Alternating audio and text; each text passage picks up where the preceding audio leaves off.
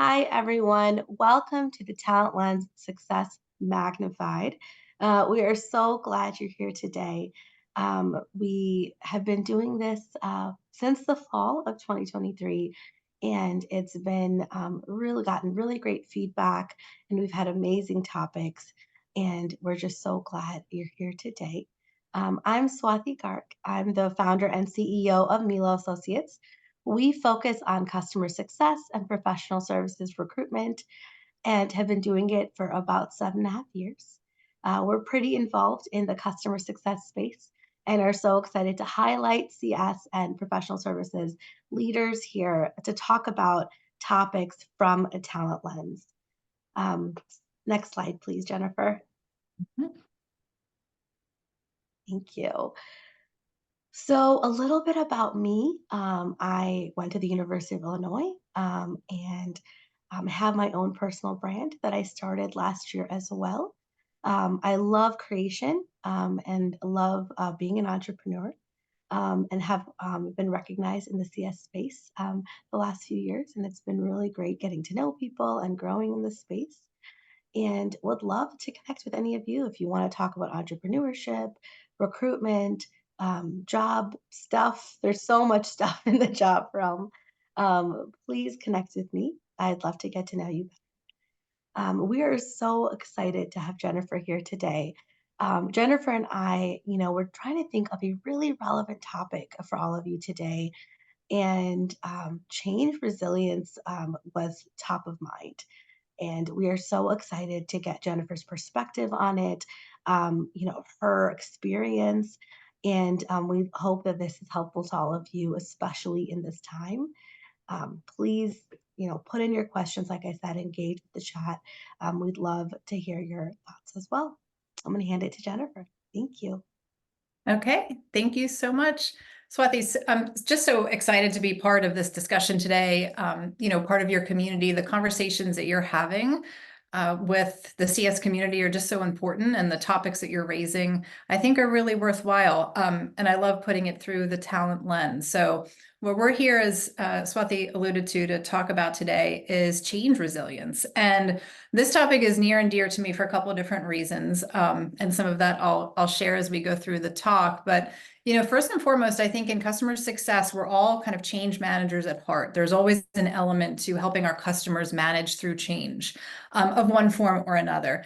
But today, there is so much pressure from a change perspective on us as individuals, on us as professionals in the workplace, outside of just the change that we're managing with our customers. So that's really the purpose of the talk today, is focusing on how do we get more adaptable? How do we turn change into something that's not just a stressor, but something that can really fuel us forward? And then, what are some specific ways in which change resilience can be enabled and feel empowered by that? So that's a little bit of a preview of what we'll talk about today.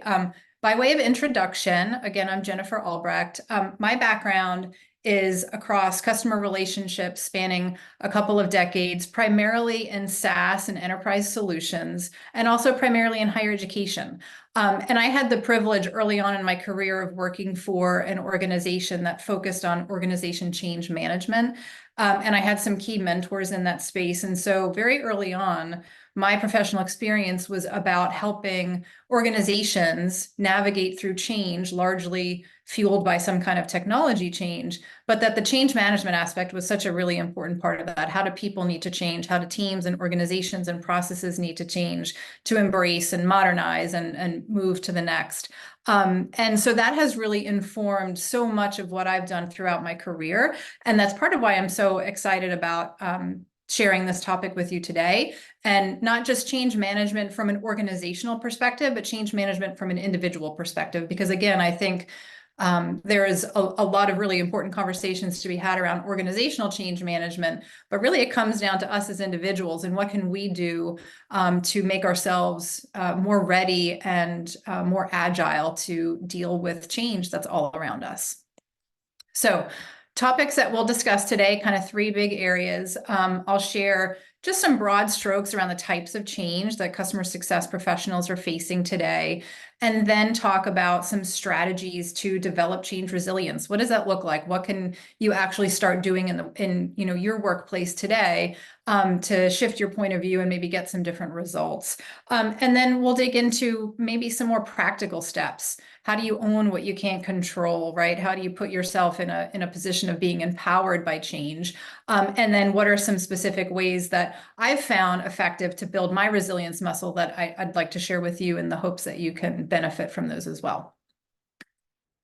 So I'm going to start with this quote: change is inevitable, growth is optional. I love this quote for so many reasons, but number one, its brevity and its impact. And this really underscores that the change that we're encountering right now in customer success is inevitable, right? It's outside of the bounds of the things that we can control, and we can decide, though, how we show up for it. How do we show up? Do we react with a growth mindset? Do we react with a fixed mindset? Do we embrace it, or do we fear it and kind of turn in the opposite direction?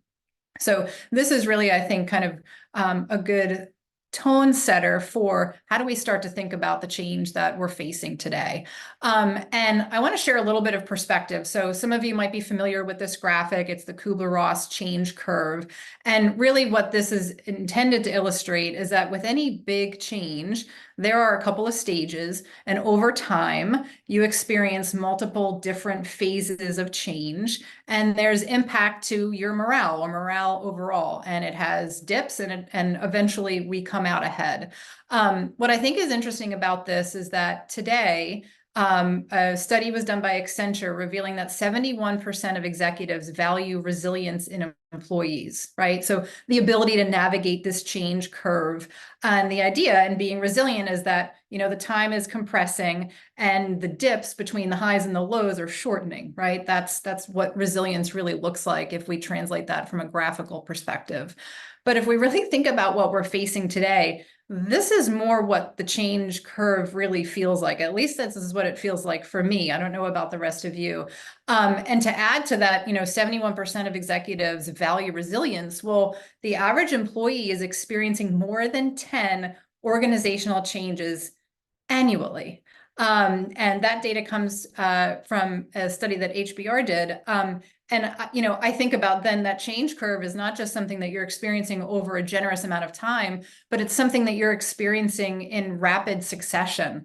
Often I'll get the question of like, how's work going? Or, how's, what do you like about it? Or what is that like for you on a day-to-day basis? And the answer that I find myself coming back to more often than not, maybe this resonates with you, is that I feel like showing up for work on a regular basis, kind of pursuing the things that I'm doing in my career is really a combination of both fulfilling and soul-sucking all at the same time, and sometimes all in the same day. And so I think that this really kind of exemplifies the changes that a lot of us are facing. It's not just about going through a change process, but the succession of changes and significant changes without, a lot of time to recover or repair in between. So let's talk about what some of those specific changes are. So it's a lot of change in customer success. And I do want to make a disclaimer. I alluded to this a little bit.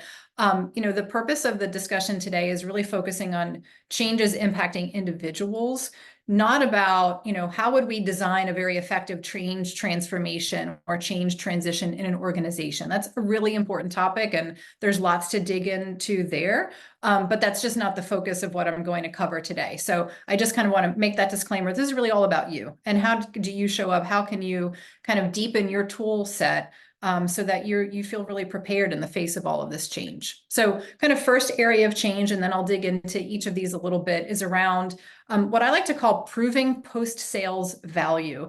So there's a lot of pressure, for lack of a better word, to ensure that customer experiences and outcomes are contributing to outcomes for your organizations, and proving what that value is has become, I think, ever more important. And there's a lot of varying viewpoints on how we do that, and the kinds of roles and focuses that are needed to prove that value effectively. So we'll talk a little bit about that. The second kind of key area is changes in organizations, right? Both structurally, maybe with divisional changes or leadership changes, and then also the cultural changes that come along with that, maybe with new people coming into the organization or new roles or the combination of organizations, right? All of these things can not only impact structures of organizations, but also the cultures that we're showing up for each and every day. And then the last area, kind of we think about this in terms of altitude of perspective, right? Post-sales value is a pretty large altitude or pretty high altitude. Structural and cultural organizational changes, pretty high altitude. It's also impacting us on a day-to-day basis. How are we showing up and what are we showing up to do? What are the playbooks that we're being asked to follow? And, in general, there's always going to be broad things that stay consistent, right? Onboarding customers, helping customers grow and adopt solutions, renewing customers, expanding customers, right? Like those basic tenets aren't going to change, but the how we do it and what worked yesterday and shouldn't be reapplied today, and what new thing are we doing to get to that right end, that's all shifting and changing.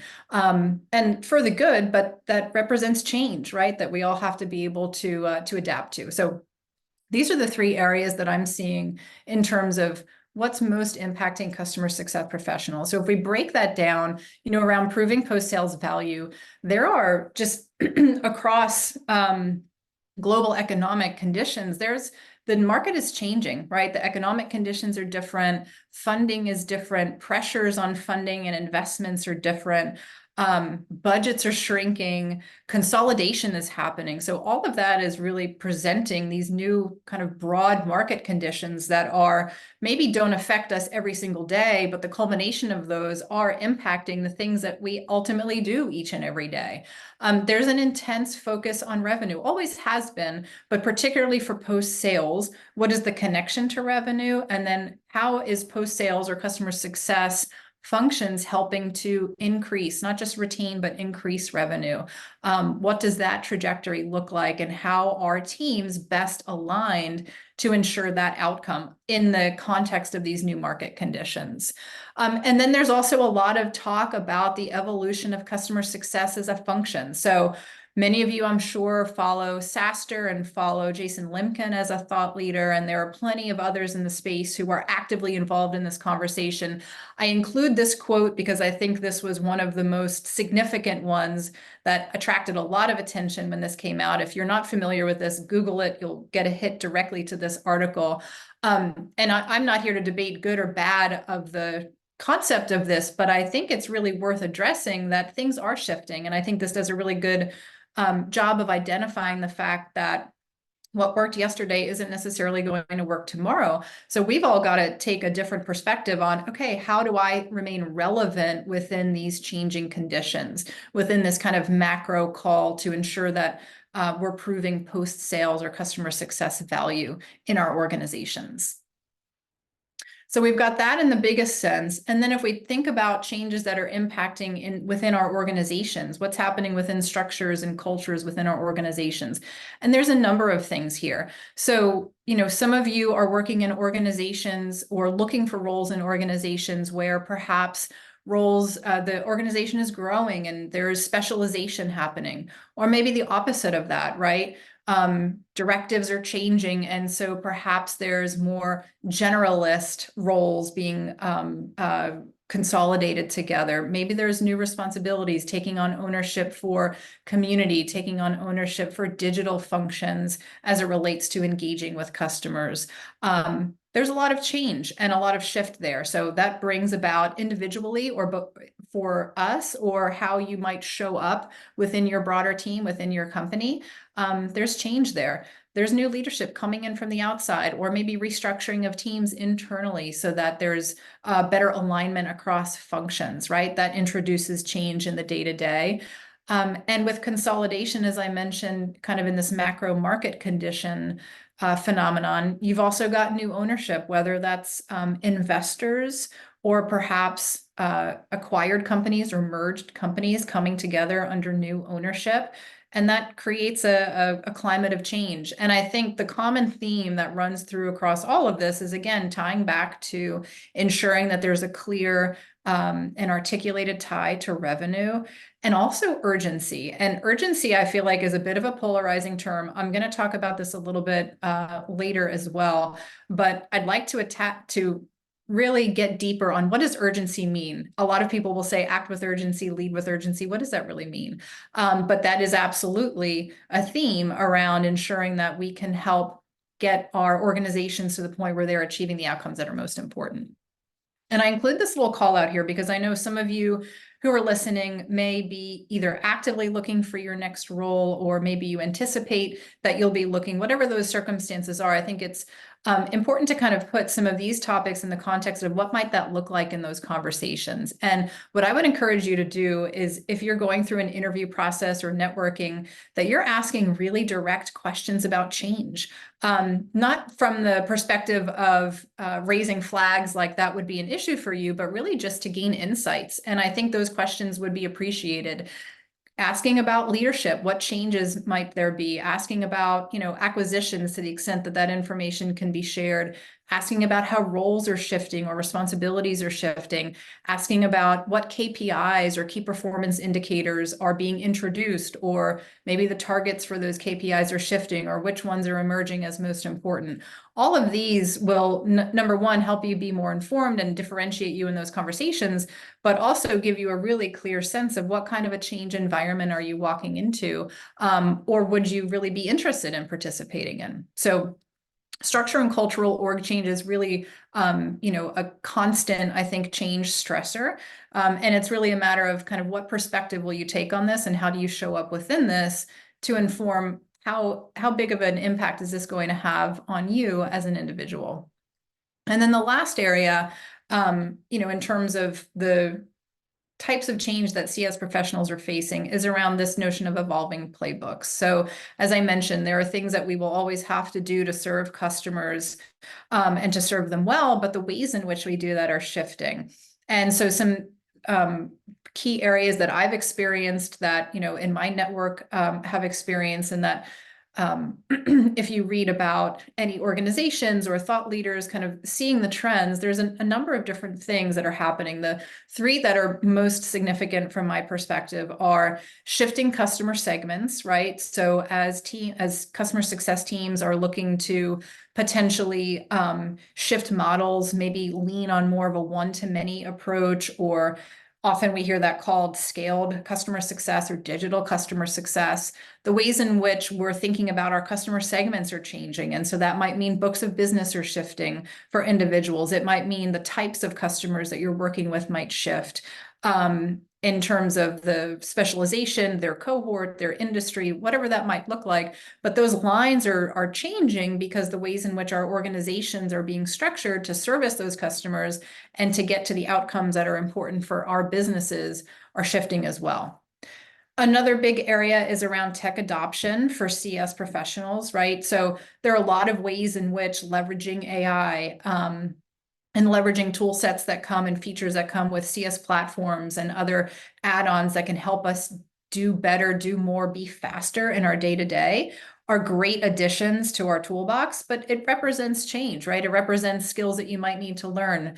Maybe there are things that if you've been in your career for a while, you've done things a certain way, you have leveraged certain tools, and those tools are shifting, and that's okay. That's part of the natural evolution, but it represents, time spent, time needed to invest in learning those, to adopt those as your own, and to be successful in leveraging those. And then lastly, changes around what matters. What are we tracking? What are we measuring success by? Who do we need to be accountable to for those measurements, right? Whether it's from a revenue perspective, or it's customer sentiment, or customer adoption, or customer health, or customer risk.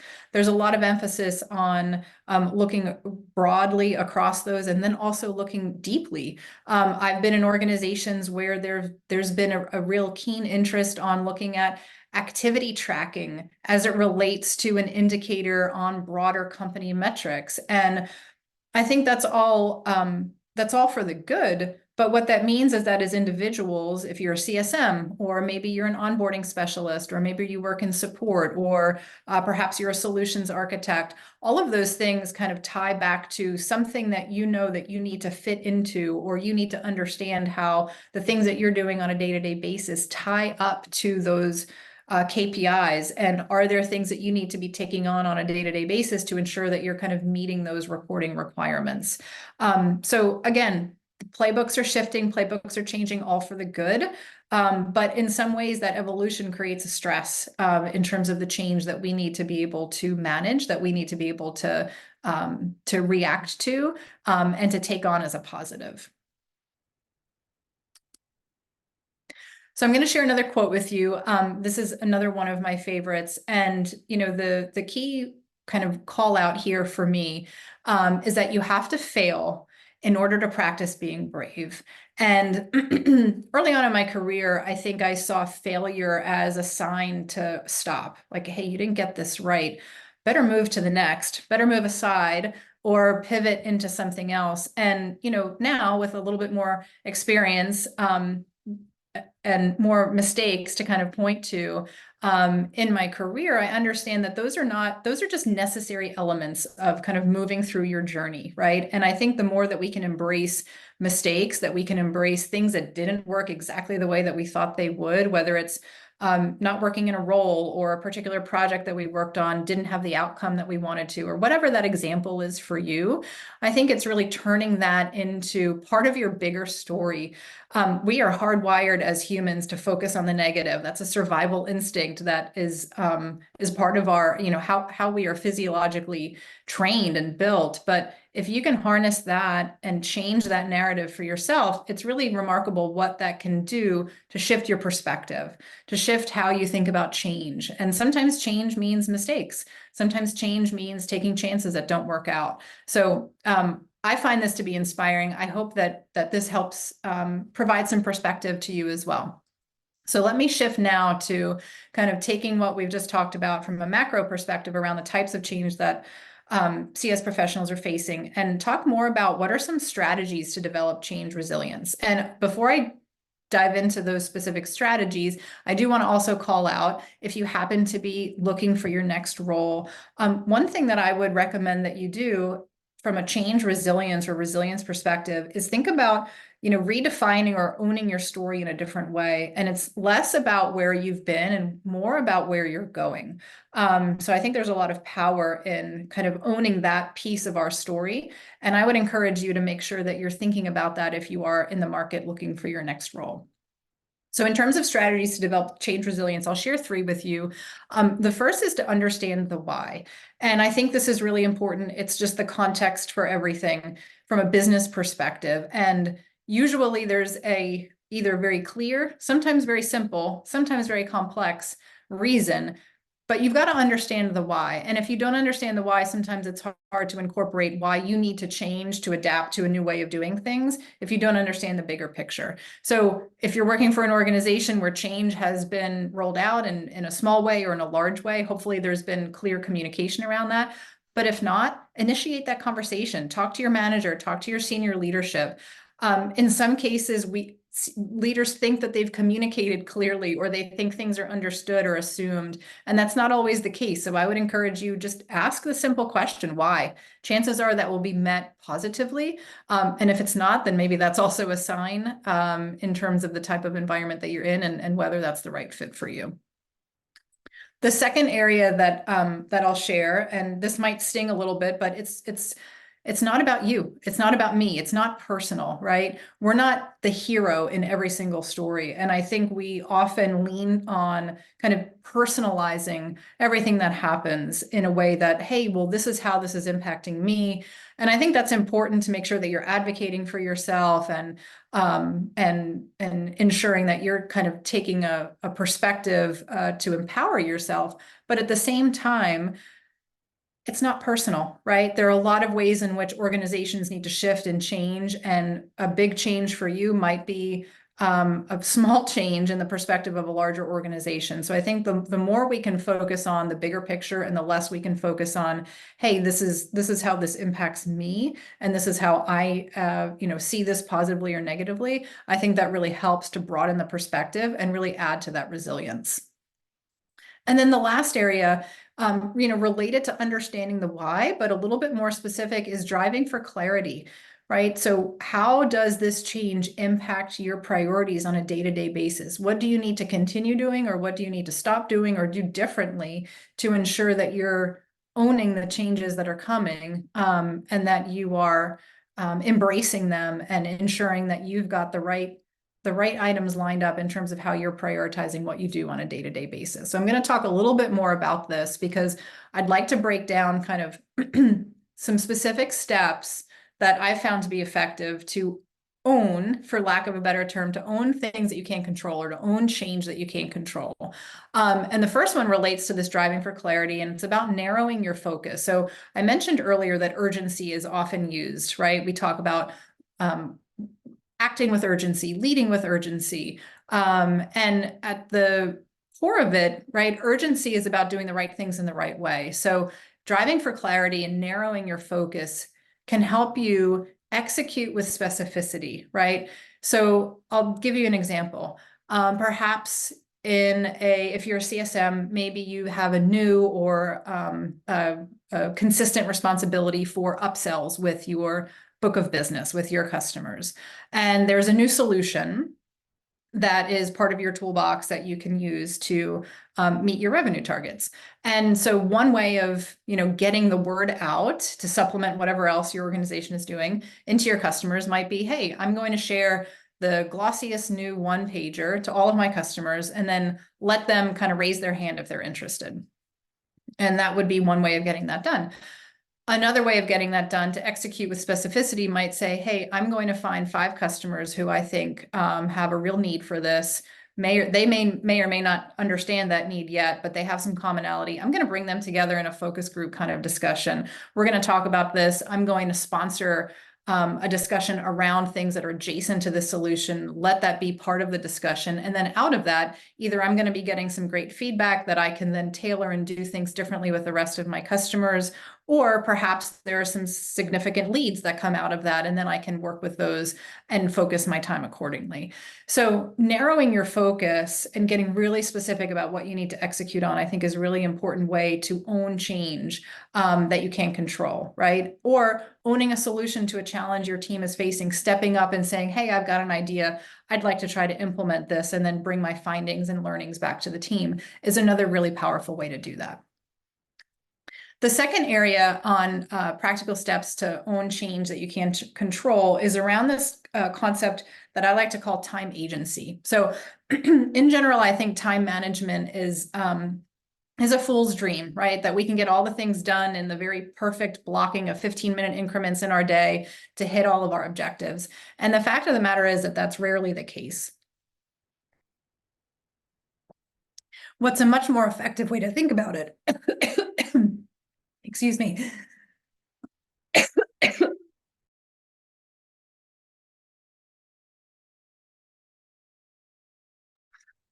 I'm coming off some spring allergies, so forgive me. But a much better way to think about it is time agency. So how can you deliver impact? What are the most important things that you have to do? And how do you plan your time accordingly to make sure that you're getting that done? I'm a big fan, for instance, of focus time. So depending on what kind of calendar app you need, some work very easily with this.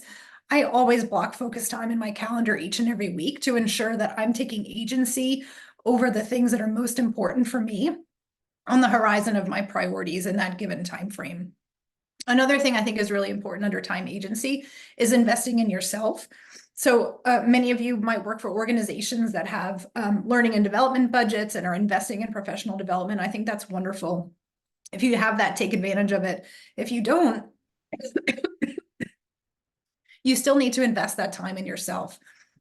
So I really encourage you to, whether it's listening to podcasts or finding resources that you can tap into to ensure that you're staying in the conversation, staying relevant, and investing in those learnings for yourself are critically important. in terms of owning change. And then the last area that I'll focus on, and thanks everybody for giving me a little bit of grace with this, is shifting your perspective. And I think that comes in a couple of different ways. Number one, I mentioned, failures aren't terminal endpoints. These are these are merely learning intersections in our journey. But in addition, I think seeking and actioning feedback is such a critical skill. And so in addition to executives seeing resilience as a really important attribute, coachability is also a really important attribute, being open to feedback and being able to receive feedback and then take action against that, as well as give feedback, but specifically to receive and action feedback is such an important skill. And it's really an important way in which you can exert some control over changes and circumstances that might be outside of your control.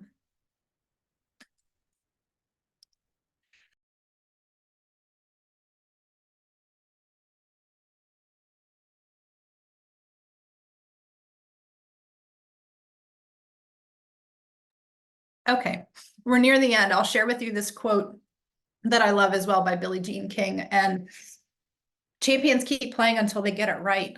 There is no reason to stop because you didn't get it right or you didn't get all the wins yet. And so I'd like to share with you some specific ways in which I've found effective in building my resilience muscles, and perhaps they'll be effective for you as well. So there's three kind of tips here.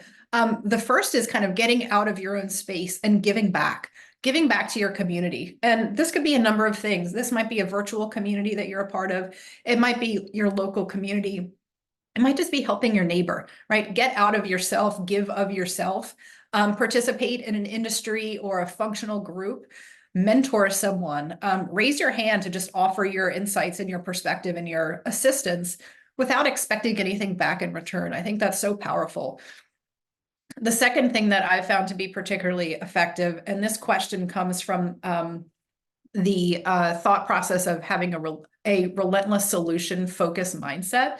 And that is and this is something that I use with myself. It's something I use with my children, is what is one thing that I can do differently right now to make things better? And I think that's a really powerful way to reframe any situation that you're in, whether it's a broad change that you're going through from a professional standpoint or something very narrow in your day-to-day. What is one thing that I can do differently right now to make this better? And that puts you kind of back in control, right? It gives you back that agency. And the third area that I've found very effective is to value being present over achieving balance, right? Balance is, I think, something that might not actually be possible. But if you're at your children's sporting event or school event, don't check your email, just be there. If you are in a company town hall, like actually listen and tune in. Don't try to check your email to clear out your inbox.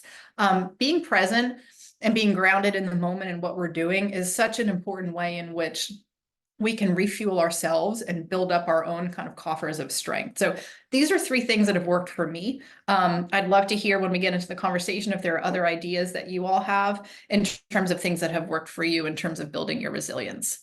And then I'll leave you with kind of one last thought, and that is, I think one of the beauties of being in customer success is it's such an open community, and there are so many resources that we have at our disposal to learn about playbooks and techniques and tactics and strategies. I think it's also great to look outside of those learnings to develop your change resilience point of view. I do a lot of reading and listening to podcasts. These are three books that I would absolutely recommend as ways in which you can kind of take a different perspective. And so I share them here. I'm happy to answer any questions on them. The Four Agreements is really about kind of redefining kind of how you fit in and thinking differently about how you show up in your interpersonal relationships and what that looks like. Disrupt Yourself kind of challenges this notion of, hey, there's this one hockey stick career trajectory that we're all on. And sometimes you've got to step outside of that to really achieve the next great thing. And then the last one, Essentialism. This book for me boils down to a question for any initiative or way in which you spend your time. And the question is, how is that important to you? And it's the answer that matters the most. If it's not a hell yes, then it's a no. And I think that's a really powerful way to think about how we prioritize spending our time. So I would encourage you to either read these or listen to a podcast featuring these authors. They're really, really valuable books from my learnings perspective. And then the last thing I'll leave the group with before we go to questions for anyone looking for their next role is to have a really honest conversation with yourself about your comfort level with ambiguity. Ambiguity or leading with ambiguity or comfort with ambiguity is something that you'll see in a lot of job descriptions. And in some cases that could mean one thing, in some cases it can mean another. But I think it's really important to think about what that means for you. Do you enjoy being in an environment where you get to kind of chart your own course and you're not necessarily given explicit instructions in how to get there? You just understand the destination and what you're going to be measured by, versus something quite different where you like very prescriptive, mature processes. I think that's a really important conversation to have and can help inform what kind of roles you want to go after and what kind of organizations that you think that you'd be a best fit for and to really be able to thrive in. So, Swati, I'm going to invite you back. Thanks for allowing me to go through this, and let's chat.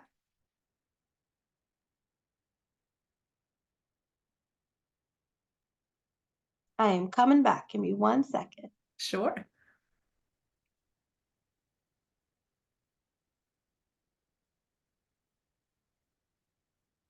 Fantastic. Could you Okay. please stop? Thank you so Yeah. much. That was amazing, Jennifer. Oh my gosh, it was so inspiring. There were so many practical takeaways, and we really, really hope it was helpful to all of you. I mean, I got so much out of it. Jennifer, thank you so much. And the book takeaways are at the end. I know there's definitely some. I know there's big readers on my team, and I'm sure there's big readers out there. So all of these nuggets are so helpful, and I loved how practical it was and something that people can actually do today. We're all about taking action and providing valuable insights that people can do things in real time. And so I loved your presentation. It was amazing. So thank you so much for sharing your experience and advice. And I'm so excited to ask you a few questions. Great. Um, Let's do it. Let's do it. And if you have, we already are getting some great Q&A. So if you have more questions, please continue to put them in the Q&A. And in the meantime, we're going to start our fireside chat, and I have some great questions prepared for Jennifer today. So the first question I want to ask is, what role does feedback and reflection play in the process of adapting to change and building resilience? Yeah, that's such a great question. When in listening to some of that, the first thing that I think about is being coachable. And so I think that relates back to what I shared around feedback. And coachability is such an important trait. And sometimes we can be coachable through others, feedback that others give us. Sometimes we have to be our own coaches, right? We've got to step back and think, okay, through a different lens, what does this look like? How can I reflect on what went well, or where maybe I could have done something differently to increase an outcome there or to generate a different outcome? So I think that feedback and reflection are incredibly important. I love feedback. I think that we have to be really mindful about how we give feedback. I think that's definitely a skill and an art. And so there's a lot of great resources out there on that. In fact, another book that I didn't mention is a book called Radical Candor. And that's been around for a little while by Kim Scott. Yeah, I'm a yeah. huge And fan. I'm a huge fan of Radical Candor. I was just going to mention that. it was eye-opening to me in a couple of different ways, and I think one of the ways in which from coaching and reflecting and feedback standpoint, we can all think differently in the workplace is kindness isn't really empathy, right? Kindness isn't feedback. Not giving people honest feedback. There's a right way and a wrong way to give honest feedback, but not giving honest feedback is worse than telling someone, "Hey, you did a good job," when really you don't think so, or, "Hey, let me give you a hug," right? I don't need a hug. I need actually something actionable that I can work with. So I think it's critically important. Yeah, I absolutely love that. And I think I love your point of also coaching yourself. right? Because even if we get the feedback, we have to absorb it and we have to process it and then we Yep. have to do something about it, right? And that does require a lot of self coaching. So I love that point of thank you. Thank you for sharing. Yeah, and the ability to, right, to weed through the things that are right for you to implement and not right for you to implement. Like not all feedback is should be actioned, right? It's all about context, the who and the where and the why and all of that. Exactly. Yeah, I love Yeah. that. So, what role does leadership play in fostering a culture of change resilience, and how can leaders support their team members in this regard? Yeah, I think it's so important on the communication side. Open communication, early and frequent communication, and having mechanisms in place to um, collect feedback. So having feedback loops, whether that's something very formal or something informal, like, you know, town halls or, hey, my calendar is open to you, grab 15 minutes. I think communicating early, communicating often, and then having the opportunity for people to provide their feedback is so important. We don't always need to agree with every change that happens, but when I think about my back in my early days of getting alignment and agreement on moving enterprise decisions forward, it's not as much about getting everybody on the same page, but it's giving everybody a voice in the process. Mhm. Yeah, And if we feel like we've got a voice in the process and we've been heard, granted, it might not go exactly the way that we'd like it to, but we know that we've been heard and we feel validated and that we've participated. And I think leadership can create vehicles in which to allow people to be heard. I think that's a really important and critical piece. yeah, I love that. I think, a lot of times, people don't want feedback necessarily because they don't want to be in charge of taking action on all of it. But I don't think you need to take action on all of it to your point. But listening and hearing them and taking action on some of it still is being heard. And I think that that's a really big differentiator. So I love that. I love that a Yeah. lot. I wanted to just comment, someone was asking about the slides. This is recorded, so this will be on our YouTube series. And so you'll have all the content as well. I'm sure everyone wants to rewatch this one. It was really great. Next question. Can you provide examples of how embracing change resilience has led to innovation or growth within your organization and or change to low change resilience as a risk? Yeah, maybe I'll start with the second one first. I think of when I think about, initiatives um that I've been a part of, either leading or just been on a team supporting. I think about low change resilience as creating friction, and nothing slows down progress like friction, right? Whether that's interpersonal friction or that's just a general slowness in the ability to make decisions as a group or to move initiatives forward. And so I think that's often how low change resilience in an organization kind of rears its head. Is just there's a lot of friction. Things seem hard.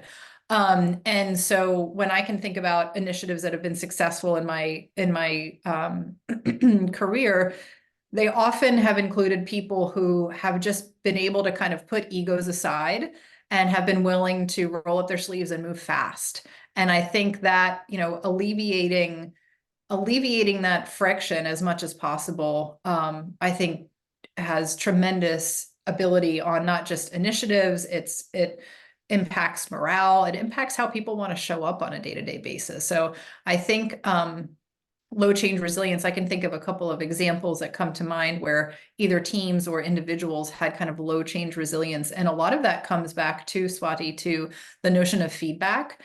Some people just don't like to receive feedback. They see it as either an attack or a criticism or a, gosh, that must mean I'm not credible because I'm being asked to do something or consider an alternate way of doing things. And I think that being willing to be open to that feedback and put egos aside is those two things go hand in hand. Yeah, thank you. Thank you so much for sharing. Hmm. And then we're going to do one more question and then we're going to go to the Q&A. Okay. So what are some common challenges people face when dealing with change, both personally and professionally?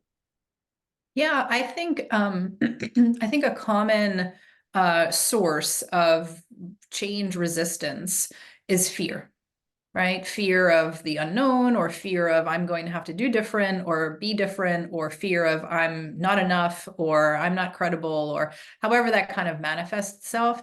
And I think that people's kind of stress um, stress reactions are often manifestations of whatever that fear is based in, right? So maybe people become ultra rigid when they don't want to change the way that they've been doing things because they are afraid that they might be seen as not credible or not competent if they try something new and don't succeed.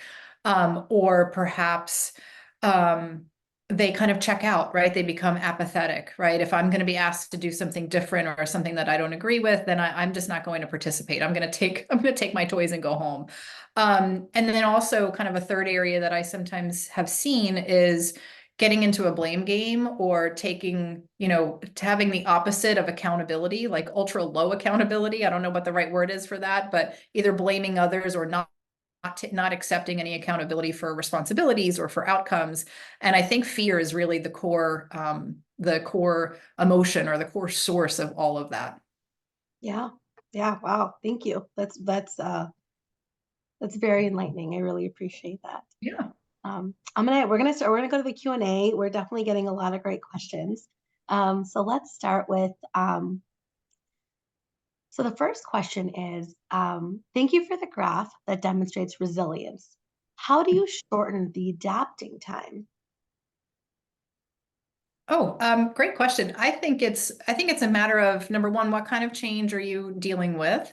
But then also, how might you very quickly activate some of those strategies and some of those steps, right? So I think the more that you can be resilient, and the more that you can change your perspective and change your reactions to change, alter your reactions to change, I think that helps compress that time window, right? We might not be able to control the up and down as much, right? I don't know that that's necessarily um, always an outcome. Hopefully that's an outcome, but we can shorten the window in which we have, the length of time it takes us to react to change, to get back to that steady and that improved state, I think, by employing those strategies that we talked about today. Yeah, thank you. The next question is, if you currently don't manage ambiguity well, what are some ways you can improve the skill? Hmm.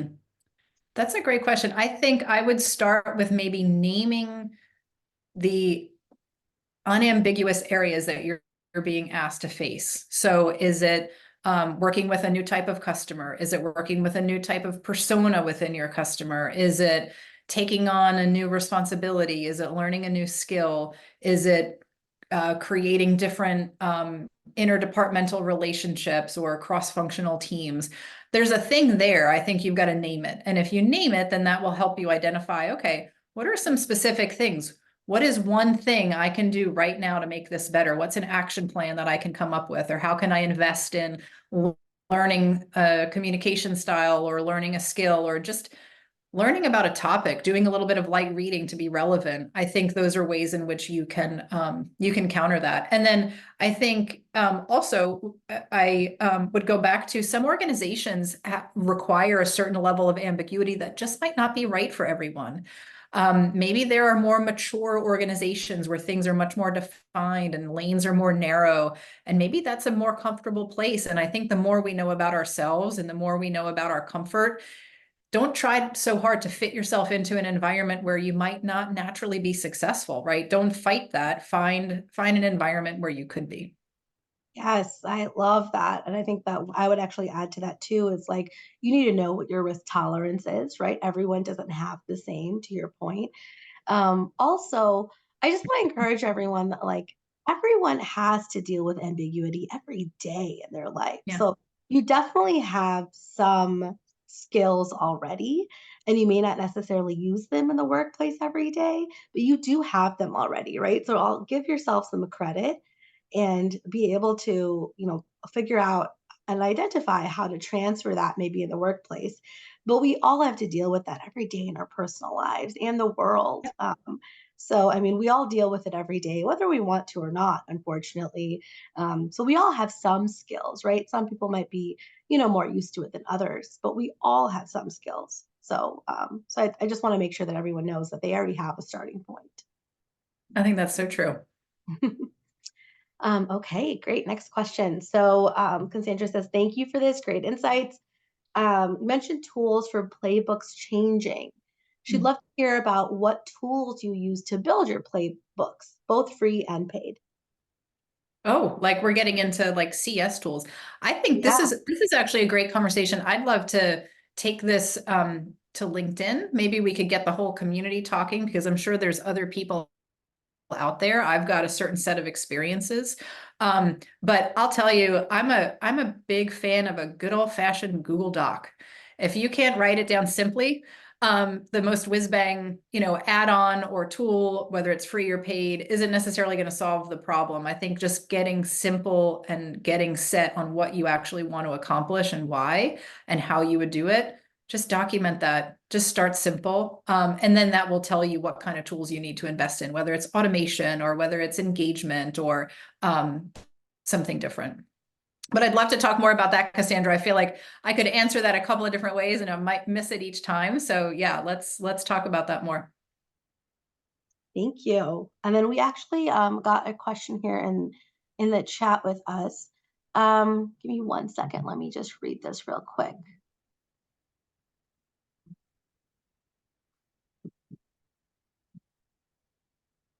So the question is about when you don't receive healthy feedback. Mhm. Do you have advice for those who might work for companies that aren't providing healthy feedback? Hmm.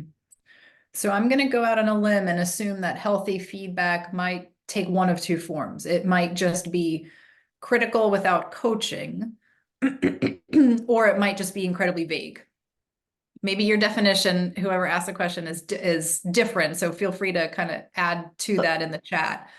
so just to clarify, it's more about potentially, a leader coming in into maybe the middle of a project, providing unhealthy feedback, and it seems like it's just, not productive to the conversation. So that's kind of the example they gave. Oh, I gotcha. Well, here's the thing, as important as it is for voices to be heard, to feel there's inclusivity in decision making and feedback loops, it goes both ways. Like just because someone in a leadership position shares a point of view doesn't mean that the entire initiative has to stop and turn on a dime to accommodate what this individual is observing. And in some cases, and I found this to be true with individuals who are kind of maybe coming into a new team or a new organization or new in their role. They might not recognize the power that their words have. And so suggestions sometimes are offered as suggestions or points of view that aren't necessarily wholesale. You must now accommodate this thing that I've observed or recommended or whatever. So I think my best advice would be to constructively challenge that. Hey, here's how we've gotten to where we've gotten to. Here are the whys behind this. Here's how we've invested. Here's the team involved. Here are the priorities we have. Here's how we've gone about this. And here's what we're working toward. And here's our progress against that. What specifically would you change in order to generate a different outcome? I think it's about kind of taking control of that conversation in a way that feels constructive. And if you need to ask for more support to do that, maybe if it's a peer-to-peer leadership discussion is necessary. But I think there's always ways to come back to that in a constructive way that doesn't mean that you're taking kind of blind guidance without a lot of context. Hey, thank you so much for sharing. That was a really practical advice. We really appreciate that. Yeah. We have a few minutes left, and I'm going to ask two more questions Okay. real quick. So I think one I want to understand is what are some signs that someone may be struggling with change, right? How can colleagues or managers offer support? Yeah, I think this goes back to what do those stress manifestors look like? And they can be different depending on how people internalize stress and what kind of stress it is and what sort of fear prompt it's getting at in us. But I think of kind of the three big areas are either ultra rigidity, right? So I'm going to do things exactly this way and I'm not going to change. It could be like increased apathy, checking out, not really participating in meetings, not being as active in company functions, whether that's social or kind of professional, or just kind of doing the bare minimum, right, is kind of another way that that shows up. And then kind of a low accountability, or blaming other departments, or blaming other individuals, or blaming customers or things outside, rather than accepting accountability. Those are kind of the three main areas that I see that showing up. And I think this is where approaching that with an individual that you work with, whether they're a colleague or maybe someone that works with you in another department, or maybe someone who you have a manager relationship with, is to just approach it honestly, like, hey, here's what I'm seeing. Is there something going on? How can I help? Right? Like, don't skirt around the issue, don't accuse, or, I think it's really just, hey, I know you, and here's what I'm accustomed to. And I think asking too for the opportunity to either give feedback or ask that type of question first is helpful. The ways in which you approach that to give someone either feedback or coaching, or sometimes maybe they just need an ear or a shoulder, I think goes a long way as well. Yeah, thank you. That's really great advice. And I want to end with this question. In what ways can diversity inclusion initiatives contribute to more resilient and adaptable workforce? I think that's a really important point, and I wanted to touch on that too. I think it's a really important point too. And I think that number, kind of getting back to kind of tying to this last question that you asked, I think that diversity and inclusion can help increase empathy among teams, right? So it can help increase awareness for differing viewpoints, and also kind of differing viewpoints and broader skill sets change the dynamics of a team, change the dynamics of an organization. It makes us better when we've got more people from different backgrounds, whether, and across any spectrum of how you define background, right? Personal or professional. I think that can go a long way. And I think it also creates a better environment overall. People want to show up, and people want to stay, and people want to remain engaged, right? In environments where they feel seen and have an identity. And so I think those are just a couple of the things that come to mind, because I think that's incredibly important from the broader definition of resilience. Yeah, thank you so much. I really appreciate you touching on that.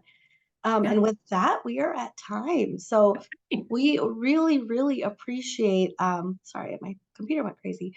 We really appreciate your presentation, the topic, the conversation today, Jennifer. It was amazing. I think it's helped a lot of people. We're getting a lot of great comments about the content and about you in the chat, and we super appreciate it. Everyone, thank you so much for your questions and being engaged. This will be available, I believe, by Monday, end of day, on our YouTube channel. So if you want to reshare it, rewatch it, any of that, please do so. Jennifer, thank you so much for your time and energy Yes. and being with us today. This was amazing, and we really appreciate you. Thank you, everyone, for joining, and we'll see you next month. Bye, It's been everyone. a lot of fun. Bye.